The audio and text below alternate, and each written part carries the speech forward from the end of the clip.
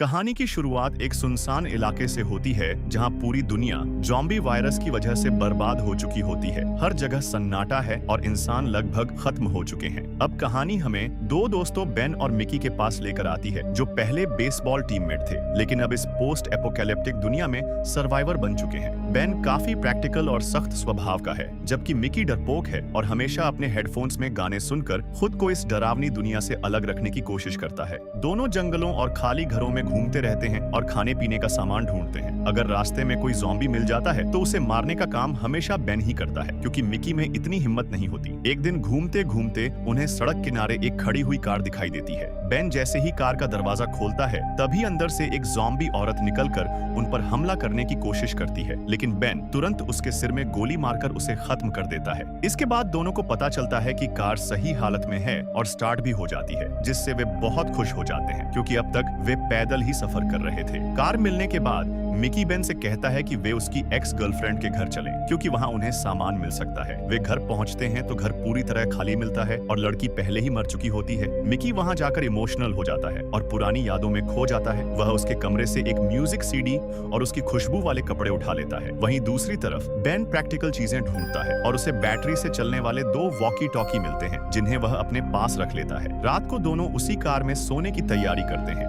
Mickey चाहता है कि वे किसी घर में रुक कर रहें, क्योंकि उसे लगातार भटकना पसंद नहीं, लेकिन बेन साफ मना कर देता है। वह उसे याद दिलाता है कि जब अपोकलिप्स शुरू हुआ था तब वे 3 महीने मिकी के घर में उसके परिवार के साथ बंद रहे थे। खाना खत्म हो गया था और आखिरकार ज़ॉम्बीज़ घर के अंदर घुस गए थे, जिसमें उसके परिवार की मौत हो गई और सिर्फ वही दोनों बचे थे। इसलिए बेन हमेशा चलते रहने को ही सुरक्षित मानता है। अगले दिन मिकी वॉकी टॉकी में बैटरी लगाकर उसे चालू करता है और अचानक उन्हें किसी दूसरे लोगों की बातचीत सुनाई देती है। वे समझ जाते हैं कि आसपास कहीं सर्वाइवर्स का एक कैंप है जहां लोग अभी भी सामान्य जिंदगी जी रहे हैं, खाना है, जन्मदिन मनाते हैं और साथ रहते हैं। ये सुनकर मिकी बहुत खुश हो जाता है और उनसे संपर्क करने की कोशिश करता है। वह रेडियो पर बात करता है, लेकिन दूसरी तरफ से एक आदमी उसे बहुत रूखे तरीके से मना कर देता है और कहता है कि कैंप में उनके लिए कोई जगह नहीं है। साथ ही वह एनी नाम की लड़की को भी उनसे बात न करने की चेतावनी देता है और कनेक्शन काट देता है। बेन इस बात को भूल जाने को कहता है, लेकिन मिकी उस कैंप को ढूंढने का फैसला कर लेता है और बार बार एनी से कांटेक्ट करने की कोशिश करता रहता है। अब मिकी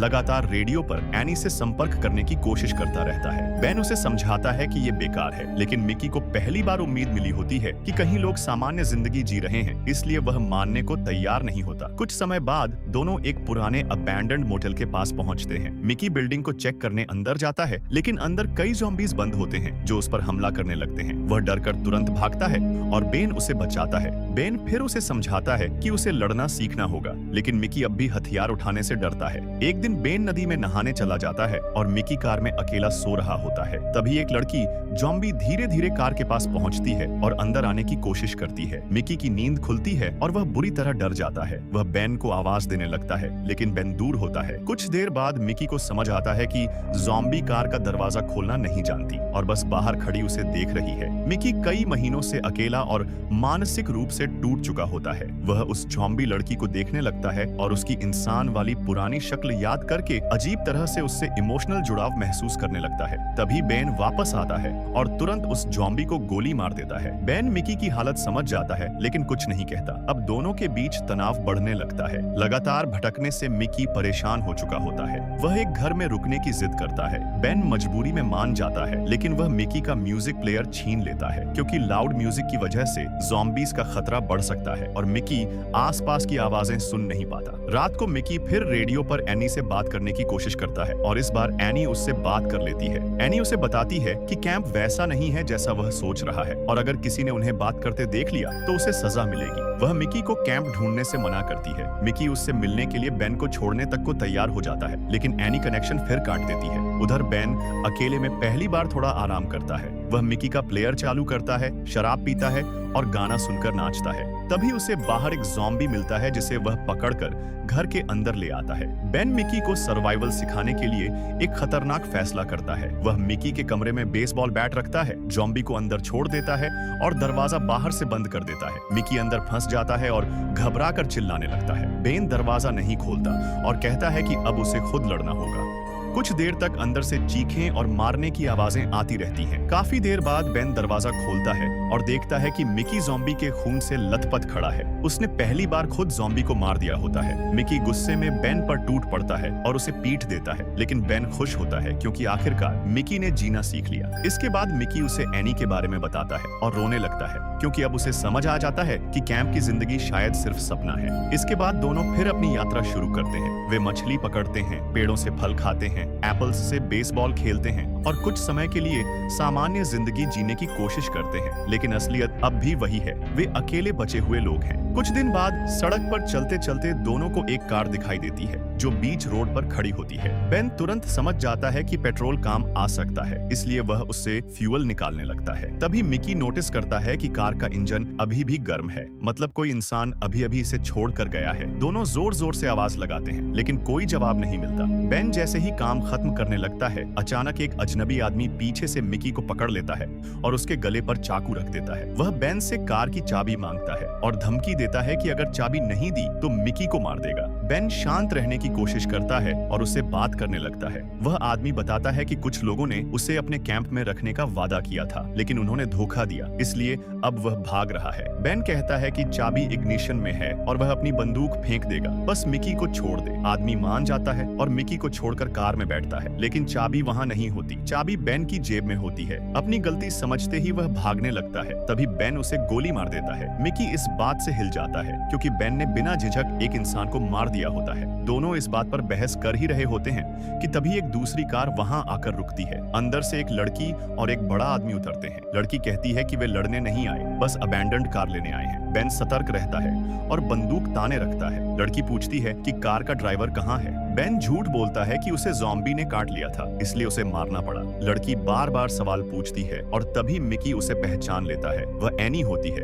वही लड़की जिससे वह रेडियो पर बात करता था। जैसे ही एनी समझती है कि वे वही लोग हैं, वह तुरंत बेन की टांग में गोली मार देती है और उन्हें धमकी देती है कि कैंप के पास आने की कोशिश मत करना। फिर वह उनकी कार की चाबी लेकर दूर घास में फेंक देती है और अपने साथी के साथ चली जाती है और दोनों चाबी ढूंढते रहते हैं, लेकिन नहीं मिलती। अंधेरा होने लगता है, इसलिए वे मजबूर होकर कार के अंदर ही रात बिताने का फैसला करते हैं। आधी रात को अजीब आवाजें आने लगती हैं। वे हेडलाइट्स ऑन करते हैं और देखते हैं कि चारों तरफ ज़ॉम्बीज का झुंड आ चुका है। बेन की चोट की वजह से वे भाग नहीं सकते। सुबह तक पूरी कार ज़ॉम्बीज से घिर जाती है। ज़ॉम्बीज कार को हिलाते रहते हैं, कांच पीटते रहते हैं और बाहर निकलना नामुमकिन हो जाता है। दोनों कार में फंस जाते हैं, न बाहर जा सकते हैं न मदद है। बेन गुस्से में मिकी को दोष देता है कि अगर उसने एनी के पीछे पागलपन न किया होता तो वे यहाँ न फंसते। समय बीतता जाता है, खाना पानी कम होने लगता है और दोनों समझ जाते हैं कि वे धीरे धीरे मरने वाले हैं। पागल होने से बचने के लिए वे शराब पीते हैं, बातें करते हैं और पुरानी यादें शेयर करते हैं, लेकिन सच यही है, अब उनका बचना लगभग नामुमकिन है। बेन बार बार बाहर निकलने का रास्ता सोचता है, मगर उसकी घायल टांग उसे चलने नहीं दे रही होती। दूसरी तरफ मिकी डर के कारण लगभग टूट चुका होता है। वह चुप बैठा रहता है, कुछ बोलता नहीं, बस खिड़की के बाहर देखता रहता है। दोनों के बीच अब कोई बहस भी नहीं बचती, सिर्फ खामोशी। अगले दिन वे खिड़कियों को ब्लैंकेट से ढक देते हैं ताकि ज़ॉम्बीज उन्हें देख न सकें और शायद चले जाएं, मगर कुछ भी नहीं बदलता। ज़ॉम्बीज वहीं डटे रहते हैं। समय काटने के लिए दोनों शराब पीते हैं, गाने सुनते हैं और पुरानी बातें करते हैं। पहली बार फिल्म में दोनों दोस्त सचमुच खुलकर बात करते हैं। मिकी बताता है कि वह इस दुनिया में जीना नहीं चाहता था, उसे हमेशा नॉर्मल लाइफ चाहिए थी, लोग, घर, आवाजें। जबकि बेन कहता है कि उसने इस दुनिया को जैसा है वैसा एक्सेप्ट कर लिया है, क्योंकि अब यही रियलिटी है। धीरे धीरे वे समझ जाते हैं कि वे हमेशा कार में छिपकर नहीं रह सकते। बेन फैसला करता है अब बाहर निकलना ही होगा। वह मिकी से कहता है कि वही बाहर जाएगा क्योंकि बेन चल नहीं सकता। वह उसे इंस्ट्रक्शंस देता है, चाबी ढूंढो, भागो और अगर मौका मिले तो उसे छोड़कर निकल जाना, क्योंकि कम से कम एक आदमी तो जिंदा रहना चाहिए। मिकी पहले मना करता है, वह बेन को छोड़कर नहीं जाना चाहता, मगर आखिरकार वह मान जाता है। आखिरी सिगरेट पीकर वह कार के ऊपर के हैच से बाहर निकलता है और धीरे धीरे ज़ॉम्बीज के बीच घास में चाबी ढूंढने लगता है। बेन अंदर बैठा उसका इंतजार करता है, शायद उसकी जिंदगी के सबसे लंबे मिनट। बहुत देर बाद ऊपर से नॉक की आवाज आती है। बेन जल्दी से हैच खोलता है और मिकी अंदर आता है, लेकिन बेन तुरंत समझ जाता है कुछ गलत है। मिकी कुछ बोल नहीं रहा होता, उसका चेहरा खाली होता है। फिर वह अपना हाथ दिखाता है, उसे ज़ॉम्बी ने काट लिया होता है। यह देखकर बेन पूरी तरह टूट जाता है। मिकी रोते हुए पूछता है, अब क्या करें? दोनों जानते हैं कि ज़ॉम्बी बाइट का मतलब क्या है। कोई इलाज नहीं है। कुछ सेकंड की चुप्पी और फिर बेन मजबूरी में अपनी बंदूक उठाता है। वह अपने सबसे अच्छे दोस्त को देखता है और गोली मार देता है। गोली चलने के बाद बेन जोर से चीखता है। यह फिल्म का सबसे इमोशनल और पेनफुल मोमेंट होता है। इस दुनिया में उसका आखिरी अपना इंसान भी चला गया होता है। मिकी को मारने के बाद बेन पूरी तरह टूट जाता है। अगले कई दिन वह उसी कार में बैठा रहता है। वह कहीं नहीं जाता, न खाना ढूंढता है, न ज़ॉम्बीज़ से लड़ता है, बस खामोश बैठा रहता है, जैसे उसके अंदर जीने की कोई वजह ही नहीं बची हो। अब इस दुनिया में उसका कोई अपना नहीं होता। कुछ समय बाद वह वॉकी टॉकी उठाता है और पहली बार एनी से खुद बात करता है। उसकी आवाज पहले जैसी सख्त नहीं रहती। वह उसे बताता है कि मिकी मर चुका है और कैसे उसे अपने ही दोस्त को गोली मारनी पड़ी। एनी चुप रहती है। बेन उससे कहता है कि अगर वह जिंदा बच गया तो एक दिन उसे ढूंढकर मार देगा, क्योंकि उसी के कारण मिकी ने उम्मीद बांधी थी और उसी उम्मीद ने उसे मौत तक पहुंचा दिया। उसे एक पुरानी बात याद आती है, जब शुरुआत में वे मिकी के घर में फंस गए थे। उस समय उन्होंने ज़ॉम्बीज़ को घर के एक हिस्से में अट्रैक्ट किया था और दूसरी तरफ से भाग निकले थे। बेन वही ट्रिक दोबारा इस्तेमाल करने का फैसला करता है। वह मिकी का म्यूजिक प्लेयर तेज आवाज में चला देता है, कार की खिड़कियों से ब्लैंकेट्स हटा देता है और जानबूझकर आवाज करता है ताकि सारे ज़ॉम्बीज़ कार की तरफ आ जाएं। जैसे जैसे ज़ॉम्बीज़ इकट्ठा होते हैं, वे सब कार के सामने जमा हो जाते हैं। फिर बेन धीरे धीरे कार के पीछे वाले ट्रंक से बाहर निकलता है। अगले सीन में हम बेन को सड़क पर अकेले चलते हुए देखते हैं। उसके पास अब लगभग कुछ नहीं होता, न खाना, न सही हथियार, न कोई साथी। फिल्म यहीं खत्म हो जाती है, एक ऐसी कहानी के साथ जहां दुनिया खत्म हो चुकी है, लेकिन दोस्ती, अकेलापन और जीने की जिद अभी भी बाकी है।